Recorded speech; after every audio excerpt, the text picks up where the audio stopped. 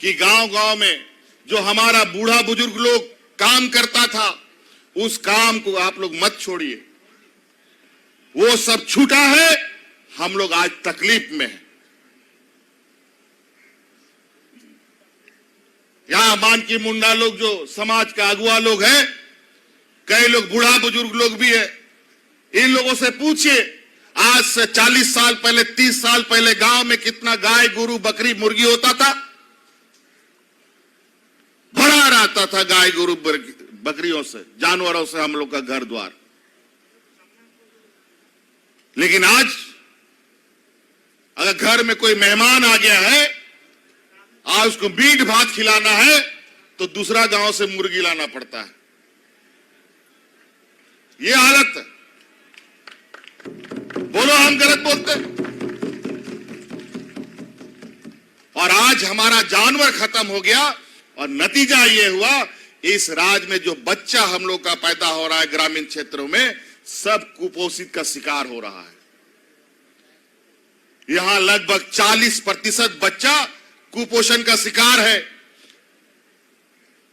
आधा 50% महिलाएं खून की कमी से परेशान है। जब मां ही कमजोर होगा तो बच्चा तो कमजोर पैदा होगा ना। कहां से उम्मीद करेंगे? जब घर पे हमारा बाप दादा लोग गाय, मुर्गी, बकरी पालता था, जब घर में दूध, दही, अंडा, मीट, मुर्गा होता था, तो कोई मां कमजोर नहीं होती थी, सब मजबूत बच्चा पैदा करता था। लेकिन सब खत्म हम लोग कर दिए।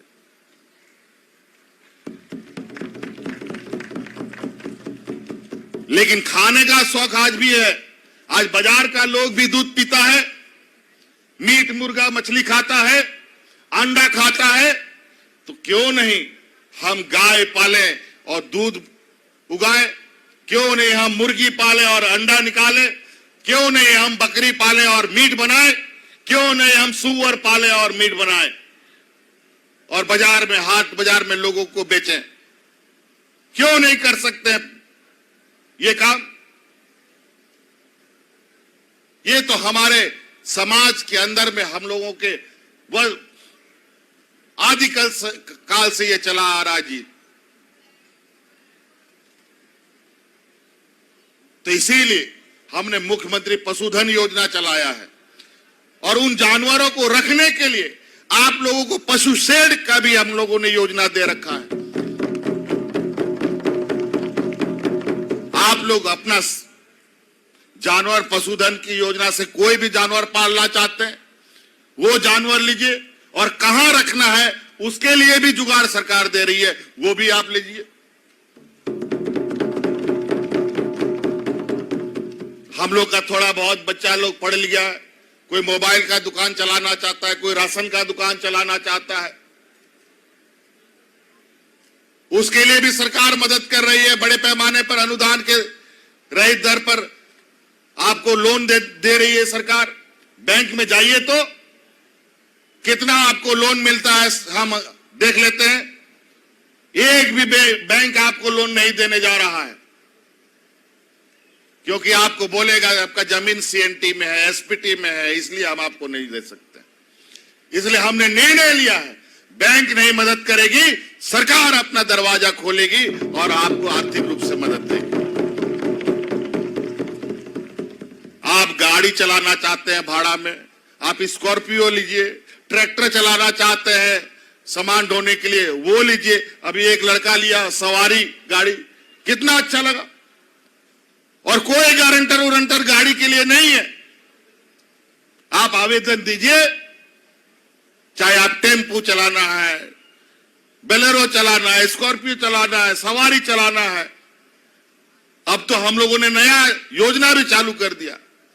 बस सभी लोगों को अगर व्यक्तिगत रूप से चलाना है, उससे भी आप कमा सकते हैं।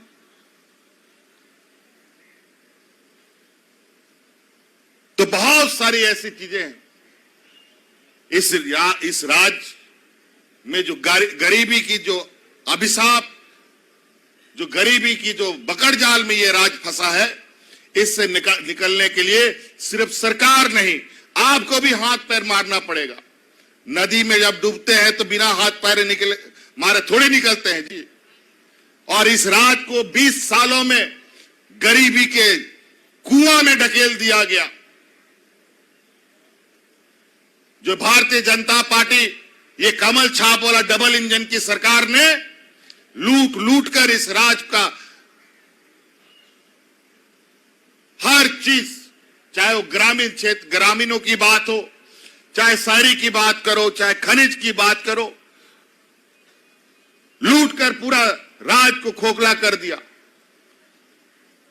बड़ी मुश्किल से 2019 में हम लोग को सरकार तो मिला, लेकिन साथ साथ में कोरोना भी मिल गया, लेकिन हम लोग हारे नहीं। हम जानते थे कि इन 20 वर्षों में इन बेईमानों ने क्या काम किया है, इसीलिए हम भारत सरकार से बोले थे, जो डबल इंजन का एक इंजन दिल्ली में बैठा है, उससे हमने कहा कि हमारा यहां गरीबों को, हर गरीब को हम पेंशन देना चाहते हैं, हर गरीब को राशन कार्ड देना चाहते हैं, हमारा कोटा बढ़ाया जाए। लेकिन भारत सरकार का कान में जूं नहीं रेंगा। हम जब महीनों इंतजार किए, कोई जवाब नहीं मिला, तो हमने ये निर्णय लिया, अब इस राज का हर 60 साल का उम्र को हम पेंशन देने का काम, हर विधवा महिला को पेंशन देंगे। पहले 40 साल होता था तब पेंशन मिलता था। विधवा होने का कोई समय होता है क्या जी? अजीब हालत है। जब विधवा होगा उसी समय पेंशन मिलेगा, उसी समय से उसका पेंशन चालू हो जाएगा। सरकार ने ये कानून बनाया। वो आपने, ये देश का पहला ये राज है जो इस तरीके की योजना चला रहा है। और जो औरत, जिन महिला को मर्द लोग छोड़ दिया है, उन औरतों को भी पेंशन देने का काम हमारी सरकार कर रही है।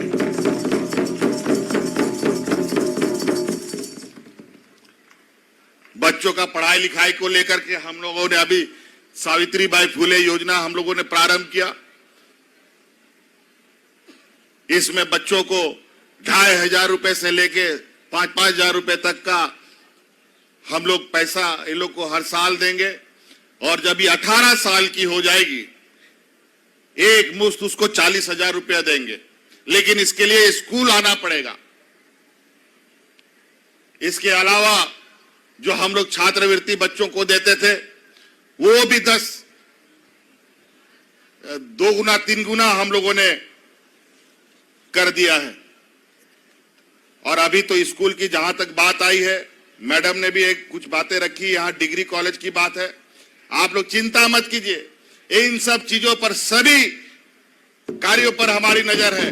हर प्रखंड में डिग्री स्तर का कॉलेज खोलने का हमारा निर्णय है, लेकिन हमको थोड़ा इसके लिए समय चाहिए।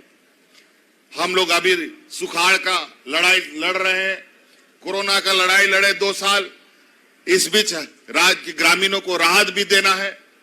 अभी हमारे श्रम मंत्री जी ने कहा कि यहां से जो मजदूर बाहर जा रहे हैं, उन मजदूरों के लिए हम लोगों ने कितने सारी योजनाएं चला रखी है। 5 लाख 6 लाख तक का बीमारी का इलाज आप करा सकते हैं, पेंशन ले सकते हैं। तरह तरह की योजनाएं हैं, 50 तरह की योजनाएं चल रही है। लेकिन इसके लिए आप लोगों को, हम लोग को श्रम विभाग का ऑफिस में आकर के अपना श्रम कार्ड बनाना पड़ेगा। आपको उसमें अपना नाम दाखिला देना पड़ेगा। जैसा बच्चों को हम स्कूल में नाम दाखिला कराते हैं, यहां के मजदूर भी अपने श्रम विभाग के ऑफिस में अपना नाम दर्ज कराएं, उसका लाभ भी आपको मिलेगा। तो कई ऐसी चीजें हैं। राशन कार्ड, पूर्व की सरकार ने 11-12 लाख राशन कार्ड जोड़ने के बजाय हटा दिया था, डिलीट कर दिया। और आज आपकी सरकार ने अतिरिक्त 20 लाख नया राशन कार्ड देकर के गरीबों को फिर से अच्छा दिन किया है। अभी सुखाड़ के समय में हम लोगों ने कहा है, हर गांव में 5-5 योजनाएं मनरेगा के माध्यम से अविलंब शुरू होगा। जहां जहां शिविर लगेगा उसी दिन उस पंचायत के सभी पंचायत में, अगर 5 पंचायत है तो 25 योजनाओं का शिलान्यास किया जाएगा और आप लोग दम भर गांव-गांव के लोग वहां जाकर के काम कर सकते हैं। और इस बार मनरेगा में भी जो भुगतान आप लोग को मजदूरी मिलता है वो भी बिल्कुल समय पर होगा। जैसे आपको पेंशन 5 तारीख को मिलता है, पहले तो पेंशन 2 महीना, 3 महीना, 4 महीना पे आता था और बिल्कुल सरकार ने पूरी कड़ाई के साथ प्रशासन को निर्देश दिया है कि महीना के 5 तारीख को सभी पेंशन भोगी लोगों को पेंशन पहुंच जाने चाहिए उसके खाते में।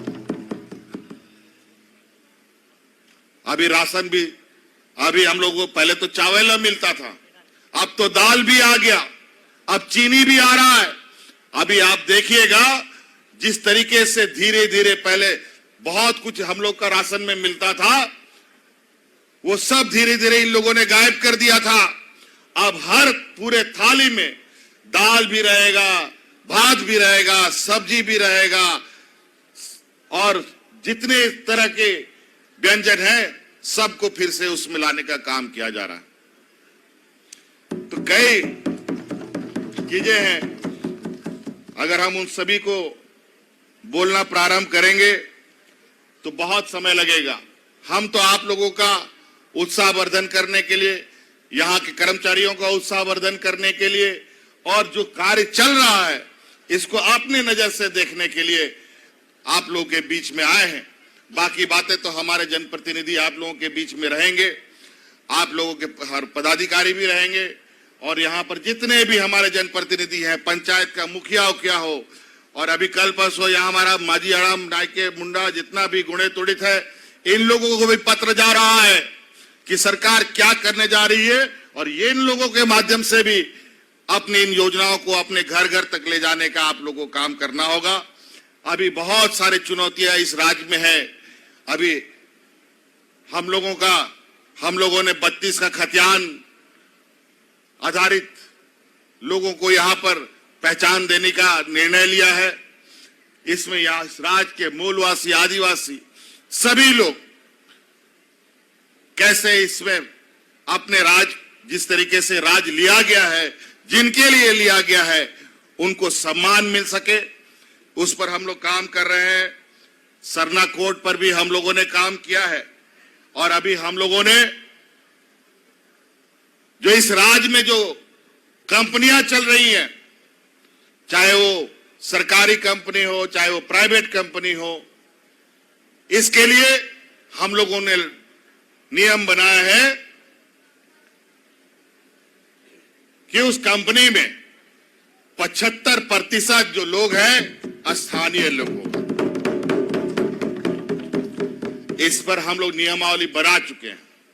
जिस तरीके से अभी हम लोग ये शिविर लगा करके आप लोगों को योजना आप लोगों के घर तक पहुंचा रहे हैं, अब बहुत जल्द जहां जहां जो कंपनियां हैं उन कंपनियों में शिविर लगा करके स्थानीय लोगों को उसके अंदर डालने का काम की योजनाएं हम लोग प्रारंभ करेंगे।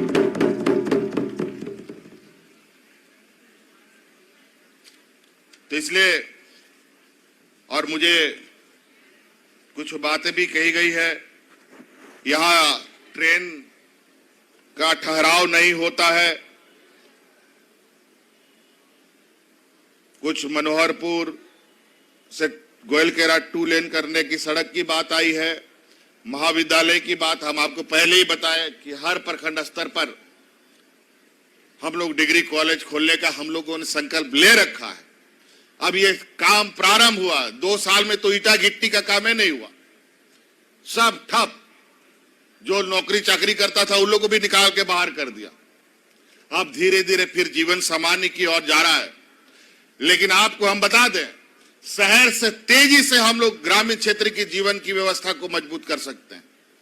शहर में बहुत गड़बड़ी है। शहर में आपको झकझक लाइट चमकता हुआ जरूर दिखता है, लेकिन शहर में जितनी गड़बड़ी है जितनी अशांति है, जितना यहां गड़बड़ जाला है, गांव कम से कम हमारा सुरक्षित है। इसलिए गांव को हम लोगों ने इस बार विशेष प्राथमिकता के साथ मजबूत करने का प्रयास किया है।